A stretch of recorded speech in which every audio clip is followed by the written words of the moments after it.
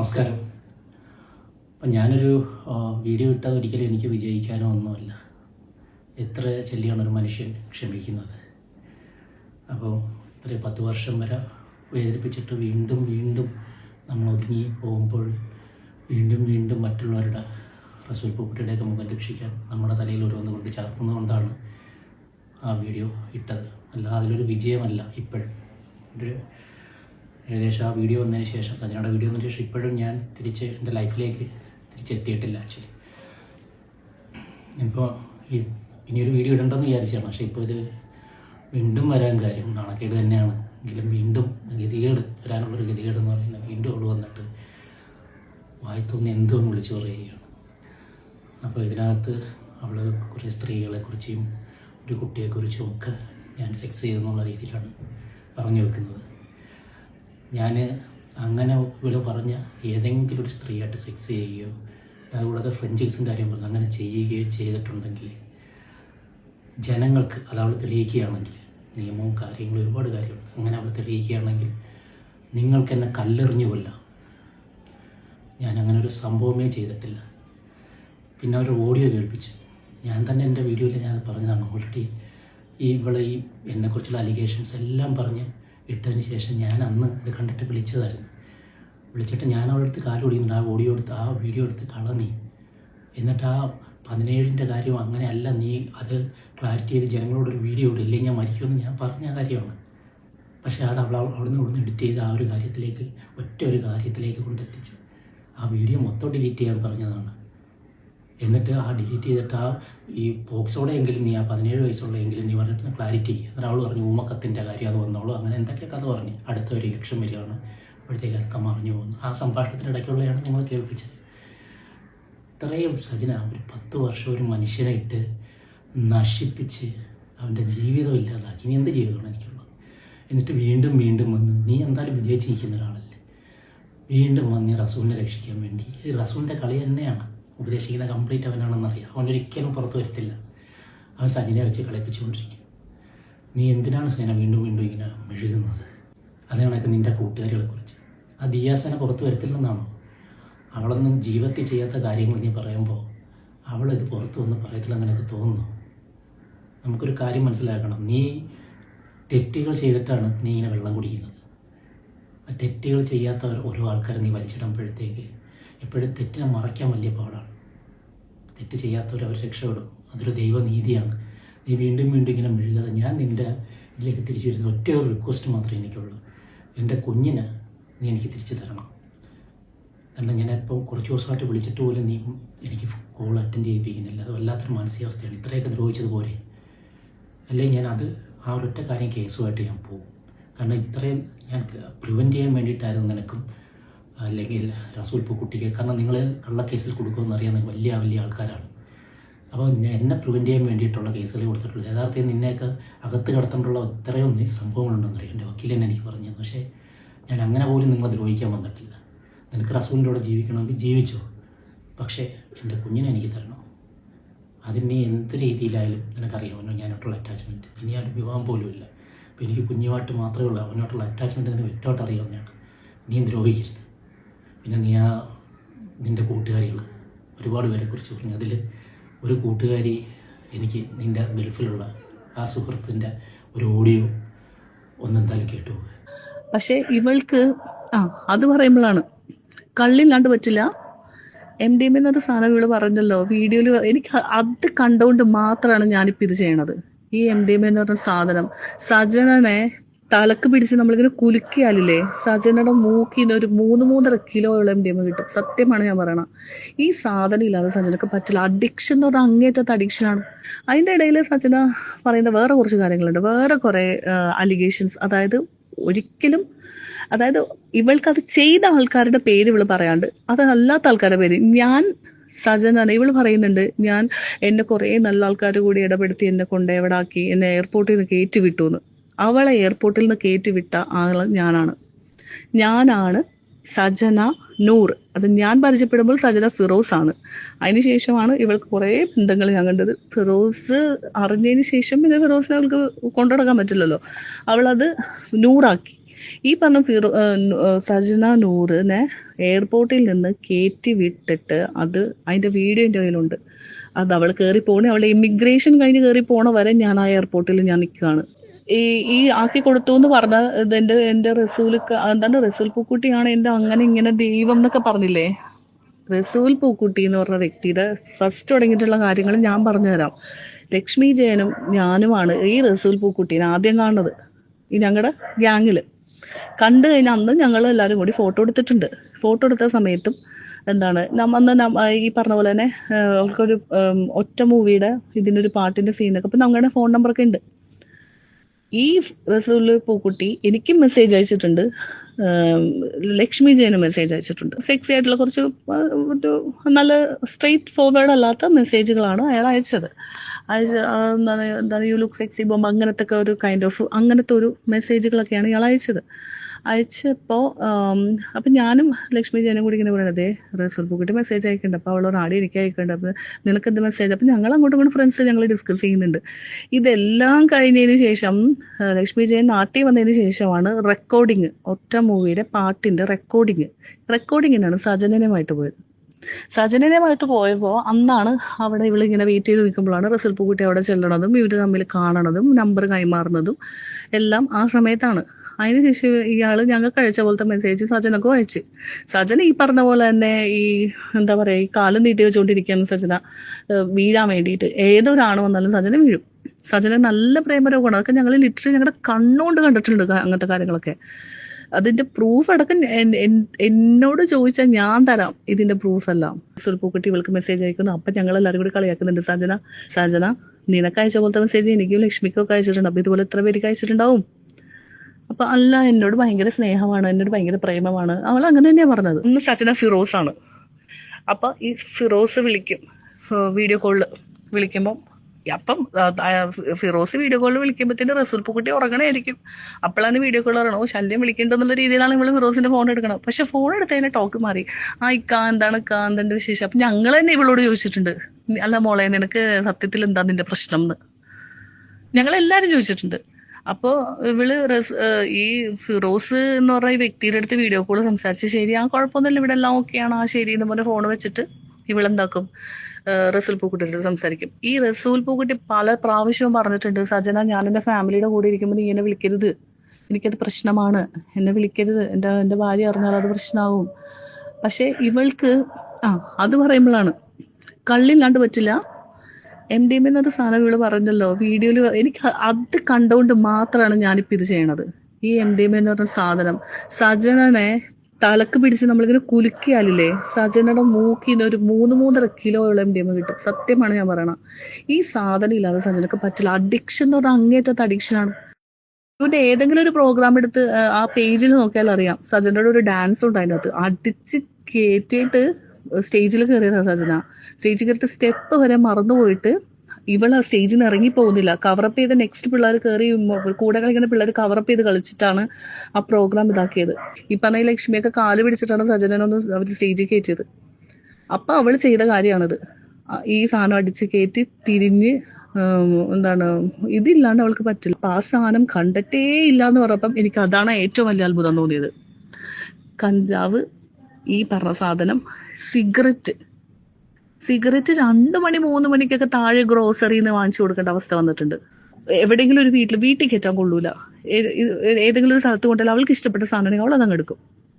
ഒരു പ്രാവശ്യം ഇതുപോലെ ഒരു സ്ഥലത്ത് കൊണ്ടുപോയപ്പോഴത്തേനും അവരുടെ വീട്ടിൽ കയറിയിട്ട് തിരിച്ച് വീട്ടിൽ വരുമ്പോഴത്തേനോട് ഞാൻ ഇത് ആരുടെ നെയിൽ പോളിഷാണ്, അത് ഞാൻ അവിടെ എനിക്ക് ഇഷ്ടപ്പെട്ട നെയിൽ പോളിഷ്. ഞാൻ നാണുണ്ടോ സച്ചിന നിനക്ക്?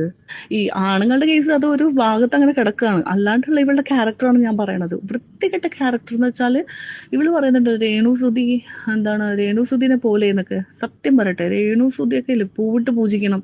ഈ പെണ്ണെന്ന് പറഞ്ഞിട്ടുണ്ടെങ്കിലല്ലേ ഇവള് റസൂലിനെയും പറ്റിച്ചിട്ടും ഒരാൾക്കാരെ വിളിച്ചിട്ട് എങ്ങനെയെങ്കിലും ഇവൾക്ക് പ്രോഗ്രാം അറേഞ്ച് ചെയ്ത് ഇവള് പോകും. അന്ന് അവളെ കൂട്ടിയിട്ട് പോയ ആൾക്കാരുടെ പേരൊക്കെ എനിക്ക് പറയാൻ എനിക്കറിയാം. പക്ഷെ അവരെയൊന്നും ഞാൻ ഇതിലൊന്ന് വലിച്ചെടുക്കാൻ എനിക്ക് താല്പര്യപ്പെടുന്നു. അവരുടെ പേരെല്ലാം കറക്റ്റ് ആയിട്ട് ആര് പറഞ്ഞിട്ടുണ്ട്? ഫിറോസിന്റെ വീഡിയോയിൽ കറക്റ്റ് പേരുകൾ പറഞ്ഞിട്ടുണ്ട് എല്ലാവരുടെ. അതൊക്കെ കേട്ടപ്പോൾ എനിക്ക് അത്ഭുതം തോന്നിപ്പോയി. സമ്മതിക്കണം, ഇതൊക്കെ പൊക്കി എടുത്തല്ലോ എന്ന് വിചാരിച്ചിട്ട്. പക്ഷെ അതെല്ലാം പച്ചയായ സത്യങ്ങളാണ് ആ പറഞ്ഞതല്ല. അതിൽ ഒരു തെറ്റ് പോലും അതിൻ്റെ അകത്ത് ഒന്നും അങ്ങേര് ഉണ്ടാക്കി പറഞ്ഞിട്ടില്ല. എല്ലാം വിത്ത് പ്രൂഫ് അതൊക്കെ അങ്ങേർക്ക് കിട്ടിയിട്ടുള്ളത്. അപ്പൊ എന്റെ കയ്യിലുള്ള പ്രൂഫൊക്കെ കൊടുത്തിരുന്നെങ്കിൽ സച്ചിൻ ഈ ഇവര് ജില്ല വിട്ട് ഓടിപ്പോണ്ട സമയം കഴിഞ്ഞു. വേറെ ഒരു ചെറുക്കനെ കണ്ടിട്ട് അതിന് ഇഷ്ടം തോന്നിയത് വേറൊരു പെണ്ണിനോട്, ഇവൾക്ക് അവനോട് സ്നേഹം, എന്നിട്ട് അവരിട്ട് തല്ലുപിടിക്കുക, കണ്ണുകൊണ്ട് ഗോഷ്ടി കാണിക്കുക. അയ്യോ, ഇതൊക്കെ ഞങ്ങൾ കണ്ടിട്ട് ഞങ്ങൾ മാറിയെന്ന് ആദ്യമൊക്കെ ഞങ്ങൾക്കൊക്കെ ചിരി വരുന്നത്. പിന്നെ പിന്നെ ഞങ്ങൾക്ക് ഇവിടെ സഹിക്കാൻ പറ്റാണ്ടായി. ഇതൊക്കെ ഒന്ന് ഈ പറഞ്ഞ റസിൽ പൂക്കുട്ടി ഇതൊന്നും അറിയുന്നില്ലേ? റസിൽ പൂക്കുട്ടി വിളിക്കുമ്പോൾ എൻ്റെ ഇക്ക, എൻ്റെ പൊന്നിക്ക, എൻ്റെ ജീവിതത്തിൽ എൻ്റെ ഇക്ക അല്ലാണ്ട് എനിക്ക് ആരും ഇല്ല ഇക്ക, എനിക്ക് ഇക്ക മാത്രമേ ഉള്ളൂ ഇക്ക. ഇങ്ങനെ അവളുടെ സംസാരം കേട്ടിട്ടുണ്ടെങ്കിലല്ലേ നമുക്ക് എടുത്തിട്ട് എറിയാൻ തോന്നും. ഫോൺ വെച്ചിട്ട് അവള് പിന്നെ ഇപ്പുറത്ത് അവൾക്ക് കള്ളുകൂടിയും പരിപാടിയാണ്. സജന പറയുന്ന ഒരു കാര്യത്തിൽ ഒരു കഴമ്പൂല. അവൾക്ക് ഒരാളോട് ദേഷ്യം വന്നാല് അവരെ തറപറ്റിച്ച് സംസാരിക്കും. തറപറ്റിച്ച് അവര് വൃത്തികെട്ടവളെന്നുള്ള രീതിയിൽ അവള് സംസാരിക്കും. ഏത് ലെവലിൽ വേണമെങ്കിലും അവള് സംസാരിക്കും. എൻ്റെ കെയർ ഓഫിൽ പരിചയപ്പെട്ട് എടുത്തി കൊടുത്ത ഒരു 3-4 ആൾക്കാരോട് അവള് ചുമ്മാ അവളുടേതായ അടിച്ചു പൊളിക്കാൻ വേണ്ടിയിട്ട്, നമുക്ക് കഞ്ചാവ് വലിക്കാനോ അവൾക്ക് MDMA എടുക്കാനും വേണ്ടിയിട്ട് അവരുടെ അടുത്ത് പൈസ വേണം എടാ പൈസ താടാ, എന്നെ അവിടെ കൊണ്ടുപോടാ, എന്നെ ഇവിടെ കൊണ്ടുപോടാ. ഇതാണ് അവളുടെ ക്യാരക്ടർ. ഞാനൊക്കെ 10-12 വർഷം ദുബായിൽ നിൽക്കുന്ന ആൾക്കാരാണ്. ഇവൾ ഒരാളുടെ പേരെടുത്തിടുക, അത് മറ്റുള്ളവർ ചെയ്ത കാര്യമാണ് പറഞ്ഞത്. ഏതോ നല്ല ആൾക്കാർ കയറ്റി വിട്ടു എന്ന് ഈ നല്ല ആൾക്കാരെന്ന് പറഞ്ഞ ആൾക്കാരുടെ പേര് അവള് പറയട്ടെ. അപ്പൊ അറിയാം ഫിറോസിന്റെ വീഡിയോയിൽ പറഞ്ഞ ആൾക്കാരുടെ പേരാണോ സജനക്ക് പറയാനുള്ള പേരെന്ന് കറക്റ്റ് ആയിട്ട് അറിയാം. അല്ലാണ്ട് സജനക്ക് അവിടെ ആരുണ്ട്? ഞാൻ തരാം പ്രൂഫ്. സജനെ എയർപോർട്ടിൽ കയറ്റി വിട്ടാരാന്ന് പൊളിച്ചടുക്കി തരാം ഞാൻ സജനയുടെ എല്ലാ കാര്യങ്ങളും. ഞാൻ സെലിബ്രിറ്റി അല്ല. എന്നെ ഇപ്പം സജന വന്നത് അവള് വൃത്തിയിട്ടവളാണ്, അവൾ അവരുടെ കൂടെ ഇവരുടെ കൂടെ ഇങ്ങനെ പറയാൻ എനിക്കൊരു പ്രശ്നമില്ല. കാരണം എന്നെ അറിയാവുന്ന, എന്നെ സ്നേഹിക്കുന്ന എൻ്റെ ആൾക്കാർക്ക് അറിയാം ഞാൻ എന്താണെന്നുള്ളതും സജന എന്താണെന്നുള്ളതും. അപ്പം ഞാൻ കയറ്റിവിട്ട എൻ്റെ സുഹൃത്തിനെ ഞാൻ വിളിക്കുകയാണ്, ഞാൻ സംസാരിക്കുകയാണ്. അങ്ങനെ അതിനുശേഷം പിന്നെ അവിടെ അപ്പം അതിനു മുമ്പ് ഇവള് നാട്ടിൽ നിന്ന് ഇടക്കിടക്ക് നാട്ടിൽ വിളിച്ചിട്ട് നമ്മുടെ ഇവരൊക്കെ വിളിച്ചിട്ട് എന്താണ് ആ ചെക്കൻ്റെ ഇപ്പം ഇന്നാളെ ഒരു അലിഗേഷനൊക്കെ വന്നല്ലോ, അവൻ്റെ പേര് ഞാൻ പറഞ്ഞു. ആ പുള്ളീനെ വിളിച്ചിട്ട് എടാ എനിക്കൊരു ഇത് സെറ്റ് ചെയ്ത് തരണോടാ ഫിറോസ്. അവളെ ഈ വീഡിയോയിൽ പറയുന്നുണ്ട്, ഫിറോസ് നീ നിന്റെ മറ്റേ എക്സ് ഗേൾഫ്രണ്ടിന്റെ അവളുടെ കൂടെ ഒരു വീഡിയോ ഇട്ടിട്ടുണ്ട്, അപ്പൊ എനിക്ക് വന്നിരുന്ന് പറയണം, എന്തെങ്കിലും പറയണം, നീ എനിക്കൊരു ഇത് സെറ്റാക്കി തരണമെന്ന് പറഞ്ഞ് കാല് പിടിച്ചിട്ടാണ് നാട്ടിൽ അവൾക്കൊരു ഇന്റർവ്യൂ സെറ്റ് ചെയ്തത്. വിളിച്ചു പറയുന്ന സമയത്തൊക്കെ ഞാനുണ്ട് അവിടെ. ഷിയാസ്, അത് തന്നെ ആ ചെക്കനാണ്. അവനെ വിളിച്ചിട്ട് അപ്പൊ അവനും വിളിക്കും. സജിന കണ്ടില്ലേ വീഡിയോ ഇറങ്ങിയിട്ടുണ്ടല്ലോ, കണ്ടായിരുന്നു സജിന? അവളുടെ കൂടെയാണ് ഫിറോസ് വീഡിയോ ഇട്ടേക്കണം. ഇവരൊക്കെ മൂപ്പിച്ചു കൊടുക്കുമ്പോൾ ഇവള് ഇവിടെ ഇരുന്നത് നീ എനിക്കൊരു ഇന്റർവ്യൂ ശരിയാക്കി തടാ, ഞാൻ വന്നിരുന്ന് സംസാരിക്കട്ടേടാ, ഫിറോസിനെ എനിക്ക് പറയണോടാ. കാരണം ഇവള് പിടിക്കപ്പെട്ടു എന്ന് മനസ്സിലായി കഴിഞ്ഞപ്പം ഫിറോസ് എന്ന് പറഞ്ഞ വ്യക്തി ഉൾട്ടയായി. ഈ ഫിറോസ് എന്ന് പറഞ്ഞ വ്യക്തി ആ സമയത്ത് സജനൊക്കെ ഞങ്ങളുടെ കൂടെ ഉണ്ടായെന്ന് അറിഞ്ഞുകൊണ്ട് തന്നെയാണ് ഞങ്ങളെ വിളിച്ചിട്ടുള്ളത്. എന്നോട് വെച്ചപ്പോൾ ഞാൻ ആകെ പറഞ്ഞ ഒറ്റ കാര്യമാണ്, ഞാൻ കാണാത്തത് പറയില്ല, അതുകൊണ്ട് ഫിറോസ്ക്ക് എനിക്ക് അവളുടെ കൂടുതൽ കാര്യങ്ങളൊന്നും എന്നോട് ചോദിക്കരുത്, ശരി മോളെ എന്നും പറഞ്ഞിട്ടാ വെച്ചത് ഫോൺ. ഓക്കെ, നിനക്ക് അത് പറയാൻ താല്പര്യമില്ലെങ്കിൽ ഓക്കെ ഞാൻ കണ്ടുപിടിച്ചോളാം എന്ന് തന്നെ പറഞ്ഞത്. പക്ഷെ ഞങ്ങളുടെ കൂടെയുള്ള ആൾക്കാർ എന്നെയൊക്കെ പറഞ്ഞും കൊടുത്തിട്ടുണ്ട്. അവരൊക്കെ തന്നെയാണ് പിന്നെയും സജനയുടെ മേത്ത് കൈയിട്ട് നടക്കുകയും ചെയ്യുന്നത്. ഈ പറഞ്ഞ ലക്ഷ്മി ജയനെ കുറിച്ച് സജന പോസ്റ്റ് ഇട്ടിട്ടുണ്ട്. അന്നൊന്നും ഇത്രയും ഫോളോവേഴ്സ് സജനക്കില്ല. അന്ന് ഇവൾ ഫ്രോഡാണ്, കുടുംബം കലക്കി എന്നും പറഞ്ഞിട്ട് ലക്ഷ്മിയുടെ ഫോട്ടോ വെച്ച് അവളുടെ ആ ഫോട്ടോയുടെ നടുക്ക് ഒരു ഇങ്ങനെ എഴുതിയിട്ട് അവൾ പോസ്റ്റ് ചെയ്തിട്ട് ഈ റസൂൽ പൂക്കുട്ടി ഏതോ ഒരു അവാർഡ് ഫംഗ്ഷനിൽ ഇരിക്കണ ഇയാള് എന്നെ വിളിക്കല്ലേ സജന എന്ന് പറഞ്ഞ് പോയ ആൾ അവിടെ നിന്ന് വിളിച്ചുകൊണ്ടിരിക്കുന്നത്. ഇപ്പൊ തന്നെ വീഡിയോ പോസ്റ്റ് ചെയ്യും, ലക്ഷ്മി വിളിച്ചിട്ട് കരച്ചിലാണ്, വീഡിയോ നീ ഇപ്പൊ തന്നെ ഡിലീറ്റ് ചെയ്യുന്നു പറഞ്ഞിട്ട് ഇയാള് എൻ്റെ അടുത്ത് പറഞ്ഞു ബോംബെ പോയപ്പം. അപ്പം ഞങ്ങൾ ഒരു ബിസിനസ് സ്റ്റാർട്ട് ചെയ്യാനായിട്ട് ഞാനുണ്ട്, വേറൊരു കുട്ടിയുണ്ട്. അപ്പം അവള് നല്ലൊരു മര്യാദക്കാരി കൊച്ചാണ്. അപ്പം ഇവരൊക്കെ ഒറ്റ ഗ്യാങ് ആണെങ്കിൽ പോലും ഇവളുടെ ക്യാരക്ടർ ആരും ഇങ്ങനെ അനുകരിക്കുന്ന ആൾക്കാരല്ല. ഇവളുടെ ഗ്യാങ്ങിലുള്ള ആൾക്കാരൊക്കെ പൊട്ടകളും അല്ല അത്. അപ്പം ഞങ്ങൾ എല്ലാവരും കൂടി ബിസിനസ് സ്റ്റാർട്ട് ചെയ്യാൻ പ്ലാനൊക്കെ ചെയ്തിട്ട് ഞങ്ങൾ ബോംബെ പോകുന്നു. ഇവൾക്ക് ബോംബെ എന്ന് കേട്ട പിളക്കം, എനിക്കിപ്പോൾ പോകണം, ഞാനും വന്നടി എന്നെയും കൊണ്ട് എനിക്ക് റസൂൽഖനെ കാണണം ഇവള് ബഹളം വെച്ചിട്ട്. അപ്പൊ അപ്പളെ ആ കൊച്ചിനോട് പറഞ്ഞു, ചേച്ചി ഈ സജന ഉണ്ടെന്നാണെങ്കിൽ ഞാൻ വരൂലട്ടെ, എന്നെ ഒഴിവാക്ക്. സജന ഉണ്ടെങ്കിൽ ഞാൻ മോനെ അവളുടെ കാശ് എടുത്തിട്ട് വരണേന് നമുക്കെന്താ, അവള് വന്നോട്ടെ കുഴപ്പമില്ല എന്ന് പറഞ്ഞു. അങ്ങനെ അവിടെ ചെന്നപ്പോഴാണ് റസൂൽ പറയണത്, നിങ്ങളൊരു ബിസിനസ് തുടങ്ങുകയല്ലേ, സജനയുടെ പ്രശ്നങ്ങളൊക്കെ അറിയാലോ. സജനയുടെ പ്രശ്നങ്ങൾ കറക്റ്റായിട്ട് അറിയാവുന്ന ആൾക്കാർ തന്നെയാണ് ഞങ്ങൾ. എന്ത് പ്രശ്നം, അവൾക്ക് ആണുങ്ങളുടെ കേസ് മാത്രമേ ഉള്ളൂ പ്രശ്നം. അപ്പോൾ നിങ്ങളൊന്ന് ഇവളൊന്ന് ഇതിലൊന്ന് ചേർക്കാമോ എന്ന് വെച്ചപ്പം മറ്റേ കൊച്ചിൻ്റെ കയ്യിൽ കയറി പിടിച്ചു. ഞാൻ പറഞ്ഞ് ഓക്കെ കുഴപ്പമില്ല ശരി എന്ന് അങ്ങനെ തന്നെയാണ് പറഞ്ഞത്. അത് ഇയാളുടെ സ്റ്റുഡിയോ വെച്ചിട്ടാണ് ഈ സംഭവം നടക്കുന്നത്. ഇയാൾ ഇല്ലാത്ത സമയത്ത് ആ സ്റ്റുഡിയോയിൽ അയാളുടെ കസേര കയറി ഇരിക്കുക, കറങ്ങുക. ആ സ്റ്റുഡിയോയിലുള്ള ആൾക്കാർക്ക് എല്ലാവർക്കും അറിയാം സജനന. എന്നിട്ട് ബിസിനസ്സിൽ എടുക്കാം എന്ന് പറഞ്ഞിട്ട് പോലും ഞങ്ങൾ മൂന്നുപേരും ഈ രാവിലെ എഴുന്നേറ്റിട്ട് സൂറത്തിലും അവിടെ ഇവിടെയൊക്കെ പോയിട്ട് മെറ്റീരിയൽ കളക്ട് ചെയ്യും. ഇത് തപ്പിയൊക്കെ വൈകുന്നേരം ഇവർ രണ്ടുപേരും റൂമിലാണ്. ഇവർ ഭയങ്കര എൻജോയ്മെന്റാ. ബിസിനസ് ചെയ്യാൻ വേണ്ടി അവിടെ ദുബായിൽ വന്ന സജന എപ്പോൾ നോക്കിയാലും എൻ്റെ ഇക്ക വിളിച്ചില്ല, എൻ്റെ പൂക്കുട്ടിക്ക വിളിച്ചില്ല, എൻ്റെ പൂക്കുട്ടിക്ക വിളിച്ചില്ല എന്ന് പറയും. ഭയങ്കര ബഹളം. ഇവൾക്ക് ഈ ബിസിനസിന്റെ കാര്യത്തിലൊന്നുമല്ല ശ്രദ്ധ. അതിൻ്റെ ഇടയിൽ ഇയാൾ എന്നെ വിളിച്ച് പല പ്രാവശ്യം പറഞ്ഞിട്ടുണ്ട്, സജന തലവേദനയാണ്, ഒന്ന് പറഞ്ഞ് മനസ്സിലാക്കി കൊടുക്കോ, എനിക്ക് പുള്ളിക്കാരത്തിന് എനിക്ക് സഹിക്കാൻ പറ്റുന്നില്ല, ഇവൾ വല്ലാത്തൊരു ക്യാരക്ടറാണ്, ടോക്സിക് ക്യാരക്ടറാണ് എന്നൊക്കെ എൻ്റെ അടുത്ത് പറഞ്ഞിട്ടുണ്ട്. അങ്ങനെ ഈ സജന ഇതെല്ലാം കഴിഞ്ഞിട്ടാണ് നാട്ടിൽ കയറി വന്നു. ഷാലു എന്ന് പറഞ്ഞ പെങ്കൊച്ചുമായിട്ട് കൂട്ടുകൂടിയപ്പോഴത്തേനും ഒരു ദിവസം ഈ ഷാലുവിന്റെ വീട്ടിലാണ് പിന്നെ സജന നിൽക്കണമെന്ന് തോന്നുന്നത്. കാരണം ഇവളുടെ മാനേജർ എന്നൊക്കെ പറഞ്ഞിട്ട് കൊണ്ടുപോകണം വെച്ചത്. ഇവളെ ഈ നാട്ടിൽ നിന്ന് ഒരു ക്രിസ്മസിന്റെ സമയത്ത് ഈ 2 മക്കളെയുമായിട്ട് അവള് ഷാലുവിന്റെ വീട്ടിൽ ചെന്നപ്പോൾ എന്നിട്ട് എന്നെ വിളിച്ച് കരഞ്ഞോണ്ടാ വിളിക്കണേ. എടാ എനിക്കൊരു പ്രശ്നമുണ്ടടാ. ഞാൻ എന്തോ പറ്റി? എടാ ഷാലുവിന്റെ വീട്ടിലെ പട്ടിക്കുട്ടികളെ എൻ്റെ മക്കള് ഇതാക്കണം എന്ന് പറഞ്ഞിട്ട് കൊച്ചുങ്ങളെ കൊണ്ട് വീട്ടിലാക്കിയിട്ട് വേണമെങ്കിൽ നിന്നാൽ മതി, പിള്ളേരെ മാറ്റി ഇവിടെ നിൽക്കാൻ പറ്റില്ല എന്ന് പറഞ്ഞ് ഷാലു ഇറക്കി വിട്ടു എന്ന് പറഞ്ഞു. നീ എൻ്റെ വീട്ടിലോട്ട് ചെല്ലുന്നു പറഞ്ഞു. ഞാൻ വീട്ടിൽ വിളിച്ച് പറഞ്ഞു. അങ്ങനെ അവള് വീട്ടിൽ വന്നു, 2-3 ദിവസം നിന്നു, പോന്നു. ഇതിൽ കൂടുതൽ എങ്ങനെ ഒരാളെ ഹെൽപ്പ് ചെയ്യേണ്ടതെന്ന് എനിക്കറിയില്ല. എന്നിട്ട് നന്ദിയില്ലാത്ത വർത്താനം. എനിക്ക് ആ ഒരു ഇതിലൊക്കെ എനിക്ക് ഭയങ്കര, ഞാൻ പണ്ടേ ഞാൻ ഈ വീഡിയോ കിട്ടാനായിരുന്നു. കൂടെ നിന്ന് ചതിക്കാൻ ഇതുപോലത്തെ ഒരു കൂട്ടുകാരത്തി പറയില്ല. കൂടെ നിന്ന് ചതിക്കാൻ. നമ്മളോട് സംസാരിക്കുമ്പോൾ ഇപ്പുറത്തെ കോളിൽ ഇട്ടിട്ട് മറ്റുള്ളവരെ കേൾപ്പിച്ചു കൊടുത്തിട്ട് എടി സോറി എടി അറിയാണ്ട് പറ്റിപ്പോയടി, അത് എൻ്റെ കൈ തട്ടി കോള് പോയതാണ്, അങ്ങനെ വരെ പറയാനായിട്ട് ഒരു ഉൾപ്പില്ലാത്തവളാണ് സജന. അതൊക്കെ എൻ്റെ ജീവിതത്തിൽ നടന്നിട്ടുള്ള കാര്യങ്ങളാണ്. എന്നിട്ട് എല്ലാം തമ്മി തല്ലിപ്പിക്കാൻ നോക്കുക. അയ്യോ എൻ്റെ ദൈവമേ, ഞാൻ എൻ്റെ ലൈഫിനൊക്കെ ഈ സാധനങ്ങളൊക്കെ എൻ്റെ ജീവിതത്തിൽ ഇറങ്ങിപ്പോയപ്പോഴാണ് ഞാനൊന്ന് ഓക്കെ ആയത്. സത്യം പറഞ്ഞിട്ടെ, ഈ നെഗറ്റിവിറ്റി ഇതെല്ലാം ചെയ്തു വെച്ച് പവിത്രയായ സജന വേറെ ഏതെങ്കിലും പെൺകൊച്ചുങ്ങളെ പറയാം അവൾക്ക് അവിഹിതമാണ്, അവൾ ആണിൻ്റെ കൂടെയാണ്, അവൾ ഈ ആണിൻ്റെ കൂടെയാണ്, അവൾ മറ്റാണിൻ്റെ കൂടെ. എന്തിനങ്ങനെ പറയണേ? ഇവൾ ആരുടെ കൂടെയാണ് അവൾ ആദ്യം ചിന്തിക്കണ്ടേ? എന്നിട്ട് റസൂൽ പൂക്കുട്ടിയിൽ ഒതുങ്ങിയോ? അവള് അവയാളിലും ഒതുങ്ങാൻ പോണില്ല. MDMA വലിച്ചു കയറ്റണ സജനയില്ലേ, ഞാൻ എൻ്റെ പൊന്നെ, ഞാൻ ഇട്ട് തരണ്ട്. ഞാനതെല്ലാം ആവശ്യം വന്നാലും എല്ലാം എടുത്ത് ഞാനിടും. വലിച്ചു കയറ്റണതും കിറിങ്ങി നടക്കണതും പാട്ട് പാടണതും ബോധമില്ലാണ്ട് കറങ്ങണതും ഒക്കെ ഉണ്ട്. ഇതൊക്കെ നമുക്ക് ചെയ്യാൻ അറിയില്ലാഞ്ഞിട്ടല്ല. പക്ഷേ ഒരാളെ കുറ്റപ്പെടുത്തുമ്പോൾ, അതായത് ഇപ്പം അവൾക്ക് ജയിക്കാൻ വേണ്ടി ഇവള് തന്നെ ഇവളുടെ വീഡിയോയിൽ കൊണ്ടുവന്ന് ഇട്ടിട്ട് റസൂൽ പൂക്കുട്ടിനെ പേടിപ്പിക്കാൻ വേണ്ടി ഓരോന്ന് ഇടും. എന്നിട്ട് അവള് തന്നെ ഡിലീറ്റ് ചെയ്യും. അത് എതിർക്കുന്ന ഇപ്പുറത്തേക്കുന്ന ഇങ്ങനെ പൊട്ടനെ പോലെ ഇങ്ങനെ നോക്കിക്കൊണ്ടിരിക്കണോ? ആർക്കാണെങ്കിലും ഒരു ദിവസം പ്രതികരിക്കാൻ തോന്നൂലേ? അത് തന്നെയാണ് ഇപ്പോഴും തോന്നിയത്. എനിക്കിതൊക്കെ പറയാണ്ട് എൻ്റെ ഉള്ളിൽ ഇങ്ങനെ വെച്ചോണ്ടിരുന്ന നമ്മളൊന്ന് ആലോചിക്കും, ഒരാളുടെ വൃത്തികെട്ട ക്യാരക്ടർ അറിഞ്ഞു വെച്ചുകൊണ്ട് ഇവിടെ വന്നിരുന്ന ഒരു വീഡിയോ നമ്മൾ കാണുമ്പോൾ, അവളിരുന്ന് മെഴുകണ കാണുമ്പോൾ നമ്മൾ വിചാരിക്കും അറിയാണ്ട് പറഞ്ഞു പോണതാ. എനിക്കിത് പറയാണ്ട് വേറെ ഓപ്ഷൻ ഇല്ല. എത്ര ബന്ധങ്ങള് അബുദാബിയിലൊക്കെ ആദ്യമായിട്ട് സജന വന്നു കഴിഞ്ഞിട്ട് അവരൊക്കെ എറിഞ്ഞിട്ടിട്ടാ പോയത്. രക്ഷപ്പെട്ട് ഓടുക സജനയുടെ അടുത്ത് നിന്ന് ഈ ആണുങ്ങൾ. പിന്നെ ബ്ലോക്ക് ചെയ്ത് പോകും ഇവര്. പിന്നെ കൂടുതൽ ഉപദേശി റസൂൽ പൂക്കുട്ടി തന്നെ കേട്ടോ, അങ്ങനെ ചെയ്യണം ഇങ്ങനെ ചെയ്യണം, നീ ഇങ്ങനെ ചെയ്താൽ നമുക്ക് ഇങ്ങനെ ലോക്കാക്കാം. അയാൾക്ക് കാശുണ്ടെന്നുള്ള അഹങ്കാരം, പിന്നെ പാർട്ടി അയാളുടെ കയ്യിലാണെന്നുള്ള അഹങ്കാരം, അയാൾക്ക് വലിയ ആൾക്കാരായിട്ടുള്ള ഇതുണ്ടാകും. ആ ഒരു ധൈര്യത്തിന്റെ പുറത്താണ് സജന നിൽക്കുന്നത്. അയാൾക്ക് ഞാൻ ഇത്രേ പറയുള്ളൂ, റസൂൽ പൂക്കുട്ടിക്ക് ഇത് തന്നെ വേണം. അയാളുടെ വൃത്തികെട്ട ക്യാരക്ടറിന് ഒരു ഫുൾ സ്റ്റോപ്പ് ഇടാൻ വേണ്ടിയിട്ട് ചെന്ന് കയറിയ ഒരു അലമ്പ് ക്യാരക്ടറാണ് സജന. തെറ്റിപ്പോയി. സജന 100 സജന കോടി എന്ന് തന്നെ പറയണം. 100 അവൾ ഒതുങ്ങൂല, അവൾ കോടിയിലേ ഒതുങ്ങുള്ളൂ. ദുബായിൽ വന്നിട്ട് ഗ്ലൂട്ടാത്തയോൺ എടുക്കാൻ പറ്റാണ്ട് എൻ്റെ ദൈവമേ ഒരു സമാധാനവും തന്നിട്ടില്ല.